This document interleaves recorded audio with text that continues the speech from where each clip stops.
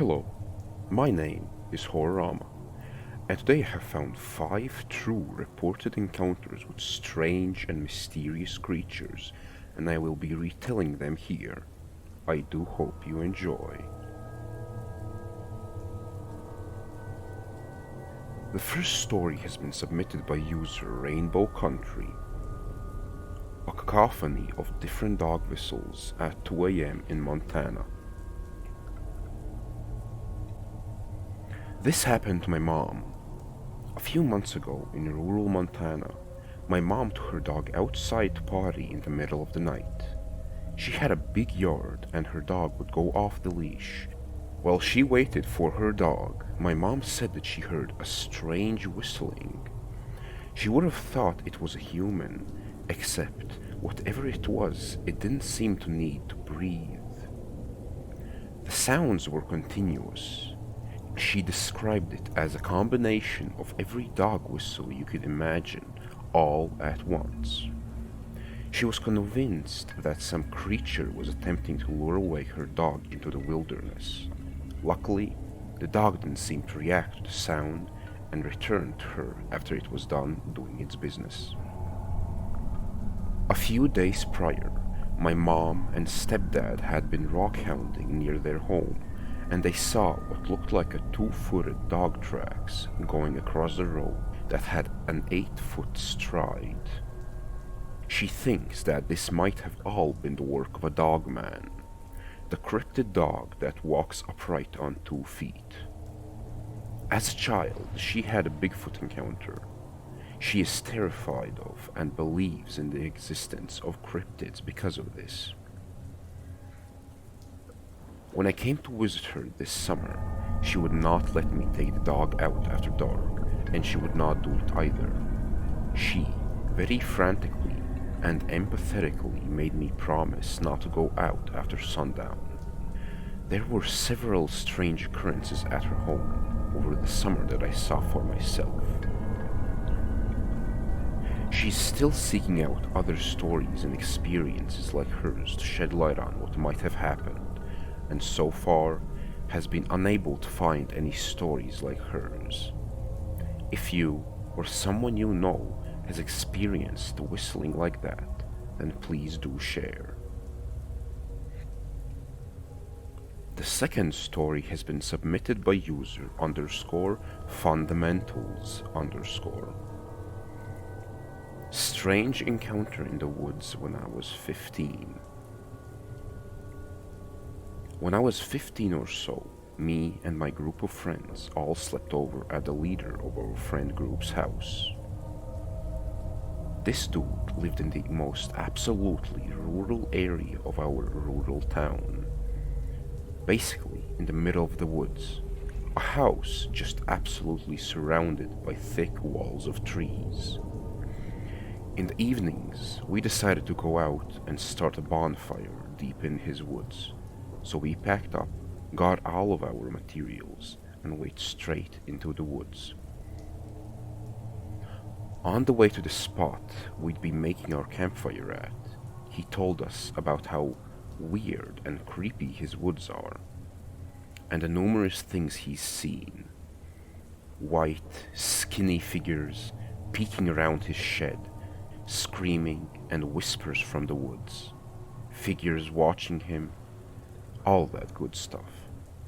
It did set the mood pretty well. By around 7 at night, we had the campfire set up. It was pitch black outside, as it was the middle of winter in New Hampshire. I can still remember how creepy the whole vibe was that night.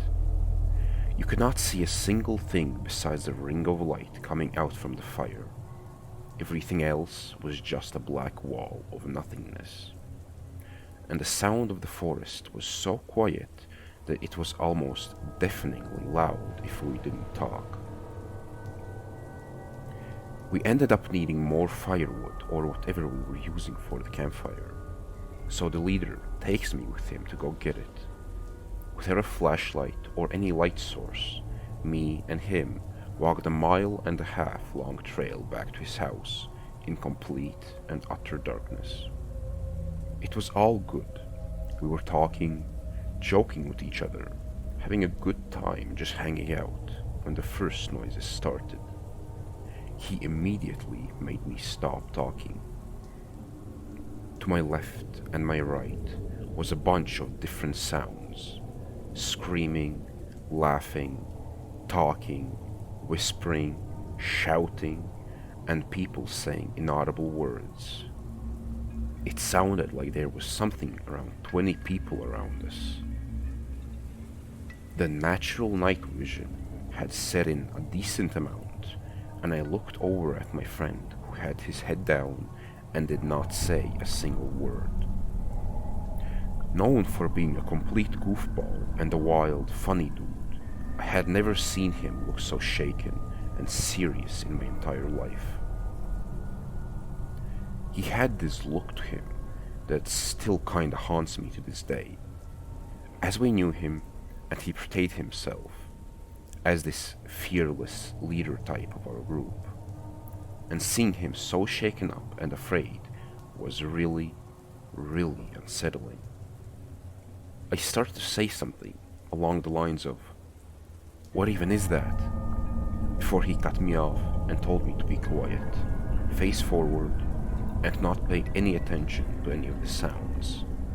I did what he said, and the next 3 or so minutes was uncomfortable and terrifying. I remember feeling sick to my stomach. By the time we reached his house, the sounds had stopped, and we both grabbed what we needed to grab in silence. That's when I could really listen to the sheer quietness of that night. No birds, no sticks falling, no sound. Absurdly silent. We walked back to the campsite, and nothing else occurred that night. Still, my most unsettling and bizarre experience that I have almost no explanation of. This could be a paranormal experience, although I'm not sure.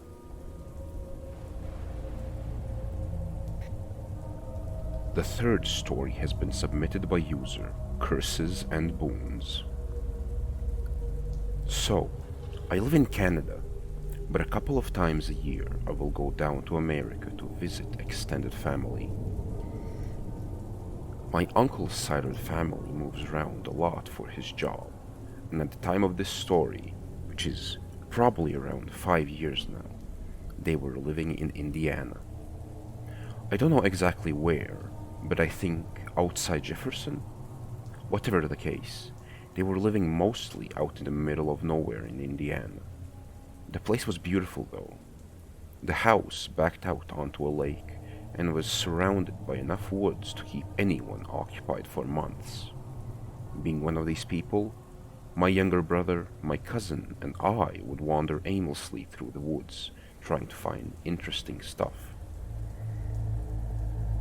I remember on the day we were running through the woods, we found a beaver lodge, an abandoned and rusty boat on some lake, and a pond. Now, we didn't really know what we were looking for, but when we exited out of the woods into a clearing with grass and bushes taller than us, we decided to explore it like a maze since it seemed fun. Eventually, after wandering, we came across the clearing that hosted the pond. When we entered the clearing hosting the pond, we could immediately tell that that place was significant in some way. The grass walled in the clearing and the pond sat in the middle, with some spare bushes around the banks.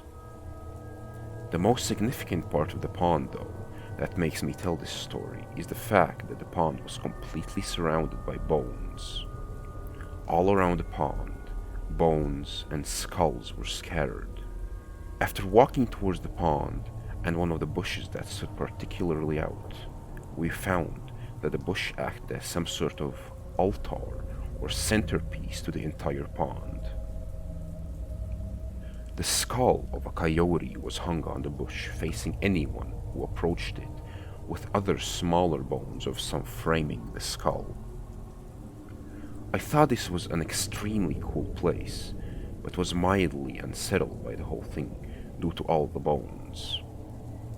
My cousin and brother, on the other hand, were having the time of their lives and decided to jump into the pond and swim around. I voiced my opinions about swimming in the pond, but they didn't seem to listen, so I stayed on the side and sat, watching them while also glancing around at the bones. Eventually, they had their fun and swam back to the side of the pond I was at, and we all walked around the pond investigating the various bones and theorizing what this whole place was. After we had looped around back to the main bush with the coyote skull, I decided that the skull would be a cool thing to own. Back home, I had a collection of items belonging to various animals. The shell of a snapping turtle, the antler of a deer, a jar full of snake skin, a wild peacock feather from some peacocks I saw crossing the road near my house, which was weird for Canada, I'll admit. So, I took the coyote skull from its place on the bush, and we headed home for the day. When we got back to my cousin's house, we did all the proper stuff to clean the skull of bacteria and the like, so it was safe to keep. Thinking back on this now though, and while we were there, the place held some sort of significance. It had a tangible feeling of wonder, but also fear. Maybe I was smart enough not to swim in the pond, but I feel like taking the coyote skull from its mantle might have done something. However, I don't believe I'm cursed. If anything, I'm the opposite. I have incredibly good luck and have never really had anything happen to me that I would consider a great misfortune caused by a curse. Maybe I'm the last acolyte of some random coyote god whose divine pawn we found. I still own the coyote skull, but I moved away for university recently, so it is not with me currently. Maybe I will post a picture at some point when I go back home next, or bring it with me, as having it around might be good. Who knows? The fourth story has been submitted by user Greggy Eggy. I couldn't stop thinking about this night. I'm not usually a superstitious person, but I can't figure out what it was I encountered. Weeks ago, at 11 p.m., I was talking on the phone with my friend in my backyard. There's a small creek nearby my backyard. I sometimes hear coyotes in the distance at most. We don't have bobcats or cougars out here, because it's still a very populated area in Texas. Only some rural spots. I can easily identify most animal sounds I hear, and I've seen rabbits, coyotes, raccoons, and possums mostly. My dogs are pretty brave and bark at anything and everything, but for some reason, my dogs, Murphy and Nemo, were kind of acting weird. Murphy was quietly on guard outside. The other, smaller one, Nemo, was acting kind of scared, hiding inside. I didn't think much of it at the time as I kept talking to my friend in the backyard. But suddenly, I could hear this shrieking noise that was miles away. I couldn't really hear it well, but it was pretty persistent and repeated with like 40-second pauses in between. I thought at first a coyote caught a rabbit or something, and it would stop soon. I kept asking my friend if they could hear the sound, but they couldn't at first. Murphy was still staring off into the dark from the fence without making any noise. He usually barks at anything he hears. It was freaking me out how quiet he was. I started to realize that the noise was getting closer. I was getting a little nervous at this point, but kept talking on the phone, louder. Now that the sound was closer, it sounded like maybe a small dog yelping or something. At that point, I wanted to go outside, because for a split second, I thought that maybe it was my dog, Nemo, outside the fence. But I realized Nemo was inside the house, still acting nervous. I was discussing with my friend on the phone what I should do as the sound got closer, but then I could hear it right outside my fence, no more than 2 feet away. The screeches were very loud. It sounded exactly like a person mimicking a small dog in distress. But like a person who can do impressions really, really well. It did not sound natural. It didn't sound like a coyote yipping, or a rabbit, or a chihuahua. It sounded raspy, with a deep bass to it that would suddenly go from a low gravelly tone to a really high-pitched tone rapidly. I was baffled how it rushed up to the fence so quickly within 2 minutes. It literally went from being several miles away to being right behind my fence. At this point, my big dog, Murphy, was afraid. He ran back inside immediately. My friend on the phone could hear the shrieks too. They were so close and so loud, I started just cussing at it to go away. Eventually, it seemed to walk off as the shrieking kept going. Like it was going down our alleyway, just shrieking. It continued to circle my neighborhood for hours. I could still hear it faintly. My friend was just as baffled as I was, and my dogs didn't want to go back outside the whole night. I never found out what all of that even was.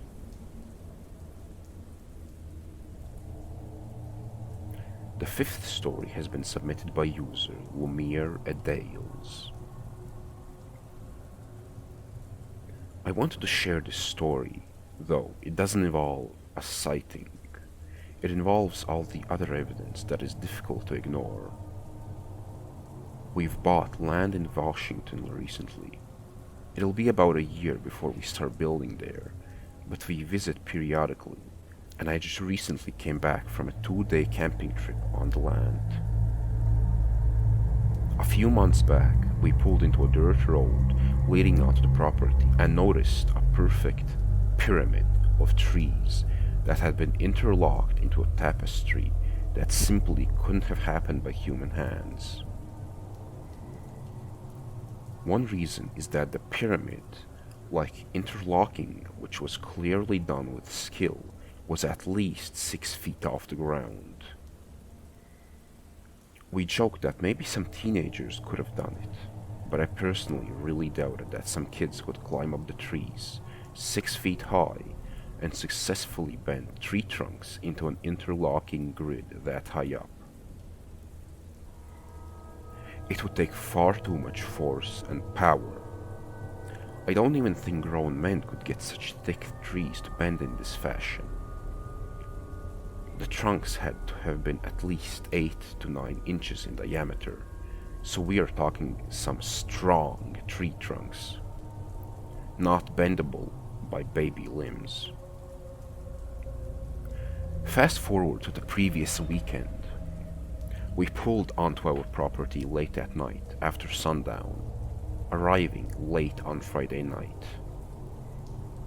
Within the first 5 minutes of arriving, I heard loud, haunting, ape-like howls that didn't sound anything like a wolf, bear, or any normal animal sounds. I've spent enough time in the woods in my entire life to know when I'm hearing something that isn't elk, bear, owl, or dog.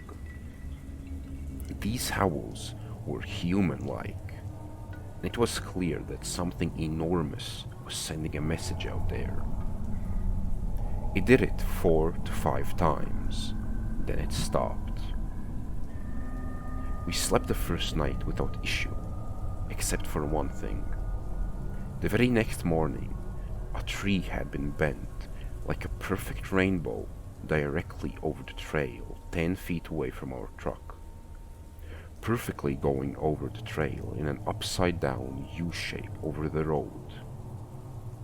The second night was the night that was remarkable. Within 15 minutes of hitting the sack in our teardrop trailer, windows were open and I was enjoying the forest breeze. I immediately heard footsteps. Distinct, human bipedal footsteps, walking around the trailer. It moved with a pace that was distinctly two-footed, and it was clearly large, much like a metronome beating. Leaves were all over the ground, which made it easier to hear the pacing footsteps. This went on for at least an hour, and then it stopped. I placed my hand in a cup-like position behind my ears to help increase my hearing abilities, but unfortunately, I wasn't able to hear much more. I fell asleep for a few hours, then awoke to the same human-like crunching footsteps right outside my trailer. I then heard actual talking from what I believe was a Bigfoot. One might say it was gibberish, but to be honest, it was clear that they had an actual language. Somehow, I felt that it was female. The obvious soft vocalization sounded like some sort of affirmation-sounding noises. It sounded like words, only the voice was clearly deep and resonant, and not the sort of voice a regular human being could emulate due to the depth of the voice. I am sure it wasn't humans pranking us. It spoke softly to another one by using some sort of annunciation, and so this was no longer just howling, but literally some type of talking. Obviously, it wasn't English, but it was most certainly a human-like vocal tone communication. Next, I heard the trees begin to bend. If you can imagine a bending noise, sort of like a screeching, pushing every 5 seconds. This went on for an hour. Screech, push, pause. Screech, push, pause. This pattern of pushing and pausing went on for a long time. It was directly happening right outside of the teardrop trailer. I knew I was going to wake up to more bending activity. For some reason, I did not feel scared. I've always been psychic a little when it comes to feeling intentions of humans or animals around me. Something deep inside of me felt that these things were loving or kind, sort of like protectors of the forest. I listened to them as long as I could until I was just too tired to continue listening to their activities outside of the trailer. I fell asleep again. The following morning, there were 3 more trees, perfectly folded, curved, like rainbows or arches, right over the trail next to our truck. One was directly at the nose of the truck. Somehow, I feel that they were saying, "Welcome." I think they know we purchased the land. Look, if they had wanted to hurt us, they could have. They never touched our stuff, the trailer, nor did they attempt to scare us. If anything, it was like they were attempting to not scare us and wanted to be as quiet as possible. I felt that the female was guiding the whole event that night. Can anyone please tell me more about the tree bending formations and if there's any clues as to which formations mean what? My heart tells me that they did this to say hello in a sort of loving or kind way. It hasn't scared us, and we still plan on building there. I had an idea that if we go camping there again in the fall, I'm going to tie flowers around the trunks that they bend to let them know we accept you and honor you. I refuse to have bad feelings between the Bigfoot and us. I want us to cohabitate on the land peacefully. My first impressions of these beings is that they are not out to hurt anyone, and that they might even be able to communicate with humans if humans would treat them with respect and not try to hunt them down. Clearly, they're going to be more intelligent than regular large apes around the world. They're bipedal and obviously have above average intelligence, judging by the fact that I heard an actual language coming out of one. No matter the time or place, people keep claiming they have seen mysterious and terrifying creatures. Sometimes unrelated sightings can be eerily similar, even if they have been recorded across large distances or multiple years and even decades. It really does make you think whether or not these creatures truly are simply fiction. But either way, I do hope you enjoyed my narration, and if you did, then please do like and subscribe. Until next time.